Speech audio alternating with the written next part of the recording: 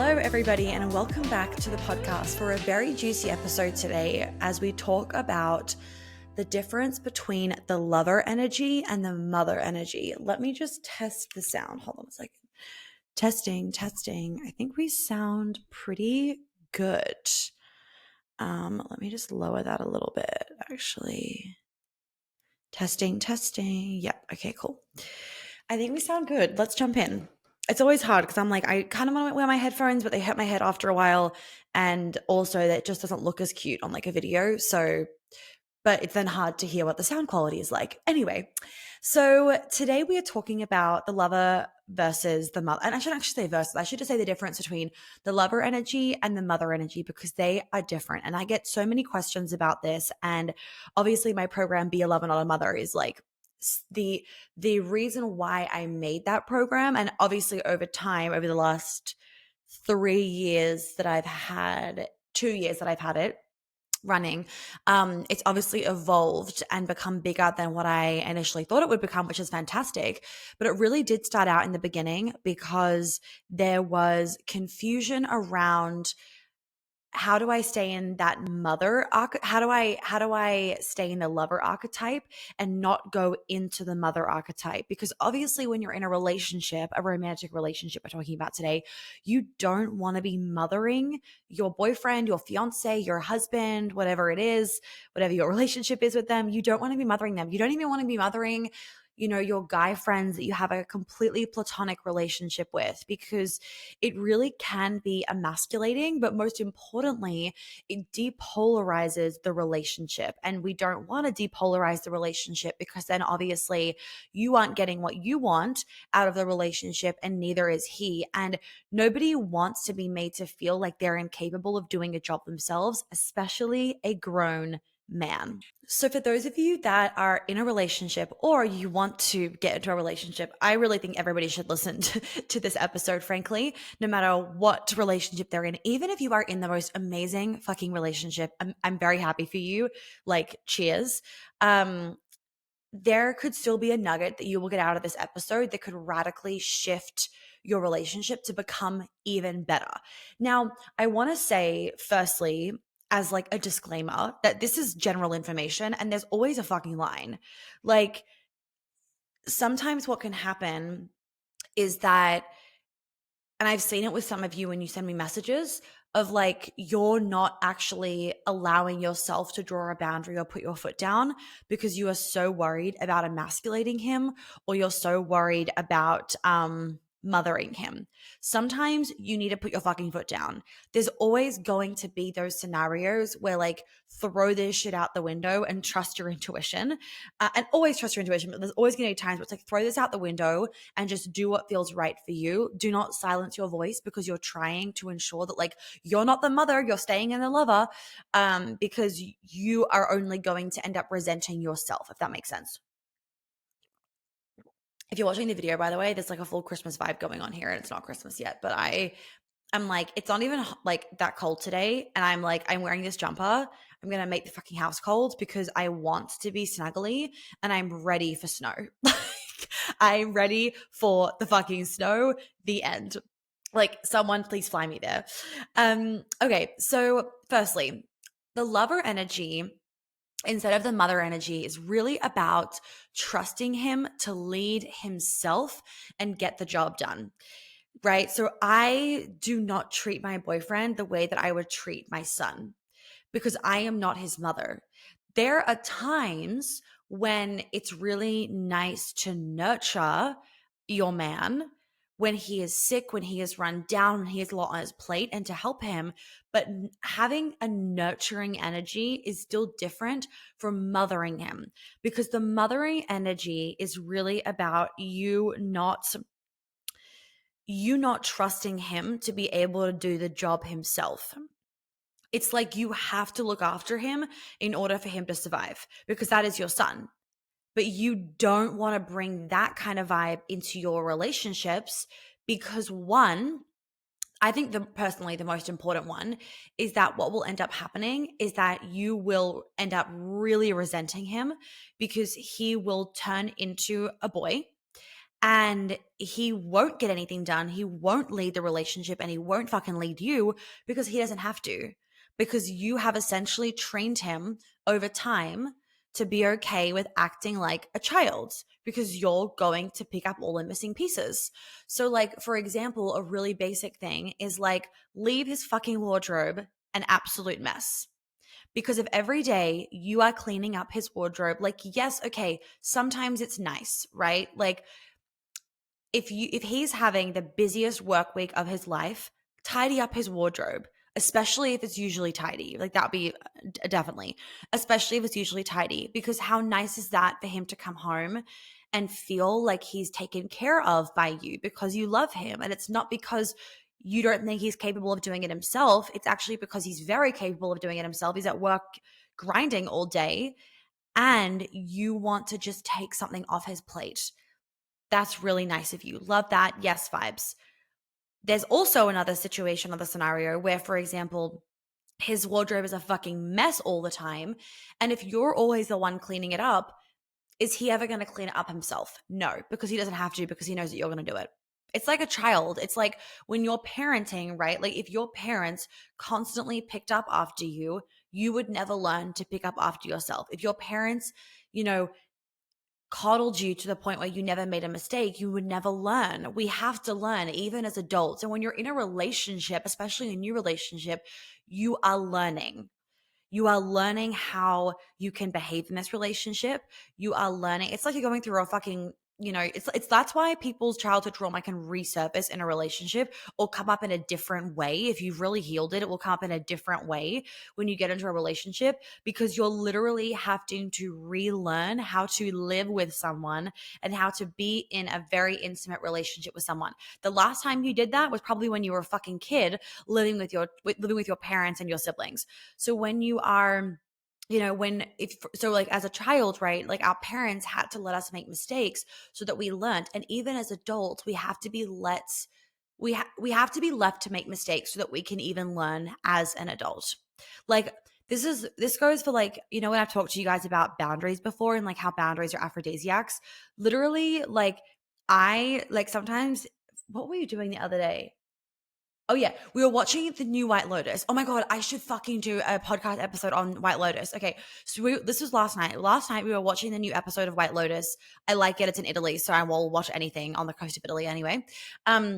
So we were watching White Lotus, and there's this couple. I can't remember their names because I've only watched an episode, but the boring couple. If you watch White Lotus, you can know the ones I'm talking about. The couple that's like they're reading in bed and they don't have sex, right? And she's like a bitch. She's very emasculating. Okay, we are fucking doing a podcast series on the White Lotus. It is happening. I also am going to do one on each of the characters of Sex and the City, so you guys have that to look forward to as well. But anyway, point being is oh my god, where was I going with this? Oh yeah, so they were at the restaurant and she was basically saying to him, so babe, I think we should get the arugula salad. We should get this like pasta thing or something and like XYZ. And he was like, so already I'm like, oh my God, like what the fuck? And then next he's like, I would actually really like the white fish. And she was like, no, I don't want the white fish. Like it's going to be fishy. Like don't get the white fish. And I was just sitting here like, oh my fucking God, this is so emasculating, right? And anyway, what I literally said, I turned to my boyfriend, and so when you watch the episode, you'll understand it because like she wants to be claimed, right? This is literally an exact depiction of this like successful, intelligent girl boss woman. And all she's actually fucking wanting is to be claimed. And she doesn't know how to express it properly, right? So all that she really wants in that scenario, from like my perspective anyway, especially if you've watched the episode, you'll understand it with the context, is that she wants him to be like, no, babe, I'm getting the white fish. How fucking sexy. Like he's putting his foot down, he's drawing a boundary. It's not sexy when your man just gives in, right? It's not attractive. And I even said this to my boyfriend before of like, I don't like it. He doesn't really do this, but like, I don't like it if he was to just give in to me. I like it when he's like, no, that's not what we're doing. Why? Because it teaches me how I can behave and not behave in a way that makes him happy. I don't want him to bottle shit up and be like, okay, all the time, and then end up resenting me because that doesn't make me feel like I can be my full self and express myself in the relationship, right? I wouldn't feel safe to do so because I wouldn't know whether he's just saying like, sure, but actually resenting me. Because he puts his foot down to me and is like, we're not doing that, or like, absolutely not, or like, you need to fucking behave yourself, or whatever it is. I actually feel safer in the relationship because I feel like he keeps my ducks in a row. And that's not his responsibility, but it allows my inner feminine to feel like I can just be wild and free because he's acting as the protector, if that makes sense. Full fucking tangent, but point being is we're doing a White Lotus series. So once the whole series is out, actually, no, maybe not even once the whole series out, I'll start doing it. I feel like over December, January, I'll like release the episodes for you guys because it'll be fun. Like we're on holiday, like everyone's on holidays, like taking a bit of time off work over that period of time. So you guys will be watching it and I'll release like an episode a week because it's just like fucking juicy to like break down TV shows. And White Lotus is such an interesting TV show. Like when I watched the first season, I was kind of like, what the fuck is this about? But like once you get into it and you understand that it's not just like a rom-com, there's like, it's like an intellectual, like there's more to it. Like it could seem like it's a boring TV show, but when you really understand the characters, it's actually really interesting. But anyway, whatever. Sorry, moving on, tangent. Okay, so point being is that the lover energy is completely different to the mother energy because when you are in the lover energy, you are trusting him to lead himself. When you are in the mother and lead you, obviously, when you're in the mother energy, you are not trusting him to get the job done. And you're treating him in the same way that you would be treating your son, essentially. So when it comes to like the greatest pain that the feminine has towards the masculine, I would say that the greatest pain women have towards men is anger. It's the anger of feeling like they don't understand us and the anger of us not understanding them. It's this like bottled up, consistent frustration of a lack of understanding of the opposite sex. And this is why I say that understanding the opposite sex will give you a freedom that will be apparent in every single area of your life. Because even understanding men is going to help you with understanding your male colleagues. It's going to help you in the workplace. Understanding men is going to help you with your relationship with your father or your son. This like understanding men goes beyond just the romantic relationships and it goes into even platonic relationships. The most important thing though is it allows you to really have more love and compassion to them, and so that kind of replaces so much of the anger. You don't keep bottling up all this anger from not understanding them, but most importantly, you actually feel safer and more self-acceptance for your feminine energy. Because when you understand the masculine, it helps you to understand that your feminine is deeply and greatly appreciated, loved, and adored by them. And if you don't feel safe in the presence of the masculine, and if you don't feel safe around men, your nervous system is not going to feel safe to surrender, to receive, to be in your feminine energy, because we need that energy of I am protected. And biologically speaking, because of men's hormonal profile, they are the protectors, right? And our body knows that. You know, our brain hasn't fucking changed that much since the caveman days. It really hasn't. Like Google it. It really hasn't. It's the same. We think like, oh, we're all modern, like our brains changed. It's fucking not. It hasn't changed at all. So yeah, I would say the greatest pain, honestly, that a lot of women have is anger. And you see it. I mean, even in this fucking White Lotus thing, like you can see the anger washed over this woman's face of feeling angry that she can't just be herself, that she isn't being claimed, that she isn't being devoured, and X, Y, and Z. Okay. Also, I don't want to keep referring to White Lotus because I'm gonna do a whole episode on that. But the other thing also is that we are constantly bombarded by society, making us feel like we should be more like men. And subconsciously, it does make us angry because we don't want to feel like we have to change. I mean, imagine if society and the media was making us feel like be more feminine, be more wild, be more emotional, be more free, be more creative, be more moody and dark and emotional, that would make us feel so validated as women. But instead, it's climb faster, work harder, right? Like do more. It's constantly, it's just capitalism. Do more, do more, do more, do more. And that doesn't feel like our feminine hearts. So it can make us really fucking angry because it's like, where is the praise for like the stay at home mums? Where, like on the media, where is the praise for the women that, you know, want to take a week off work?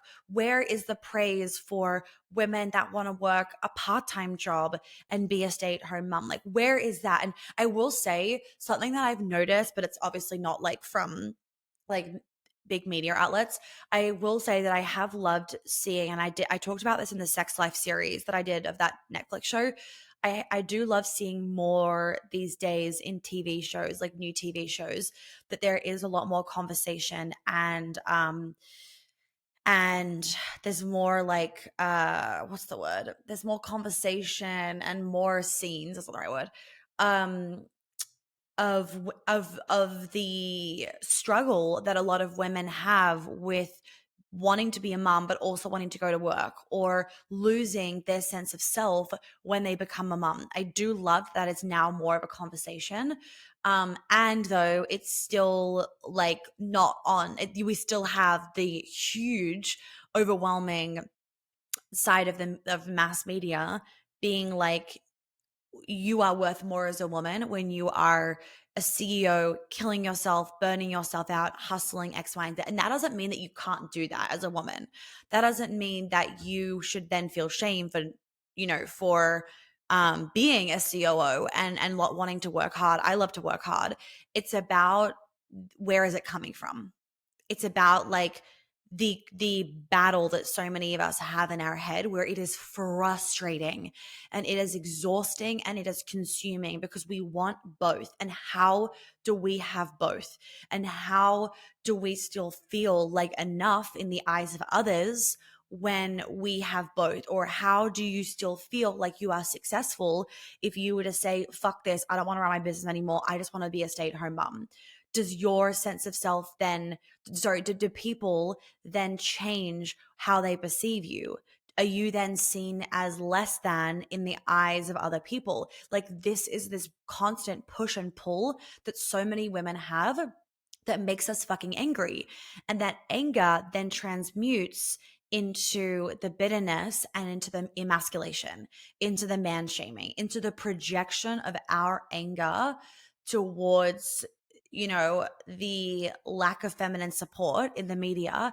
We emasculate men and we project it onto men like it is their faults. But the reality is that majority of men that, you know, are on the dating apps, are at the bar, are, you know, in the supermarket, wherever you see the men, if you're single, majority of those men and majority of the men that you're in relationships with, they are not the ones that we need to project our anger at. It's not their faults. I personally really don't like it when women are like, it is their fault, because like it's still men. Like, okay, you know, this man didn't do anything, but he's part of, you know, the problem. And I literally can't see that, because it's like, so would you as a woman like to be grouped with the women that wrongfully accuse men of things? Because I wouldn't want to be, because I'm not that, right? It's like, yes, generations ago there was horrible things that were still very lawful for men to be doing to women. Like, we're not going to fucking, I'm not sitting here denying that. And the majority of current modern men do not support that.